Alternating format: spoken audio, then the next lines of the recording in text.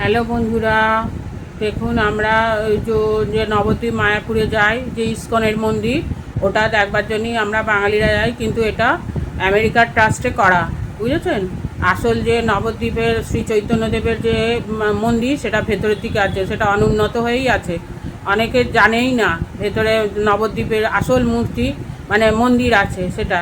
কিন্তু এই মন্দিরটাই দেখার জন্য, যেহেতু এটা বৃহৎ আকারে আমাদের টাইমেই হয়েছে, এটা আমরা যখন কলেজে পড়ি বৃহৎ আকারে হয়েছে, যেন আমরা এই মন্দিরটাকেই দেখতে যাই। এটা কিন্তু আমেরিকার ট্রাস্টে এই মন্দিরটা করা।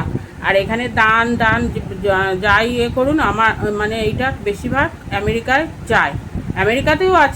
আমেরিকাতেও আছে ইস্কনের মন্দির, সেটাই বলছি। আর এই যে মিড ডে মিলের যে বাচ্চাদের মানে এই যে ইস্কনের হাতে যে খাবার দেওয়া হলো, খাবারটা করা, এটা কি মানে ওরা তো রান্না করে তৈরি করে নিয়ে যাবে, ততক্ষণ ঠান্ডা হয়ে যাবে বাচ্চাদের স্কুলে নিয়ে যেতে যেতে। আর ওটা কি সামনে তৈরি করে গরম গরম ভাত, মানে একটা সবজি হোক ডিম হোক দিচ্ছে, গরম জিনিসটা পাচ্ছে। আর আমরা বাঙালি, আমরা তো ডিম ভাত মাছ এইসব খেয়েই তো বড় হয়েছি।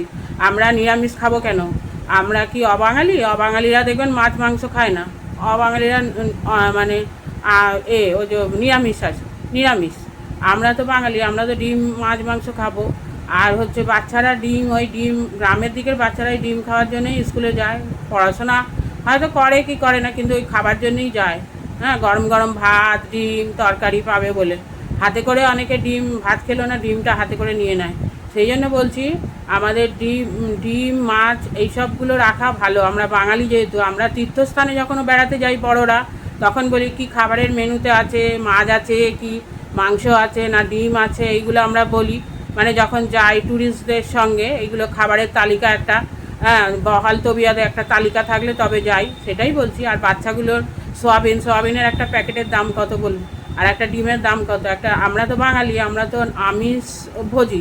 সেই জন্য ছোটোবেলা থেকে আমরা নিরামিষ। আর এই ঠান্ডা ঠান্ডা লুচি এগুলো দিচ্ছে দেখছিলাম, তৈরি করে নিয়ে মানে আনছে, তখন তো ঠান্ডা হয়ে যাচ্ছে জিনিসপত্রগুলো, খাবারগুলো। সেটাই বলছি, এটা হচ্ছে যারা রান্না করে দিচ্ছে এটাই ঠিক, রান্না করে সেখানে খাওয়াচ্ছে এটাই ঠিক।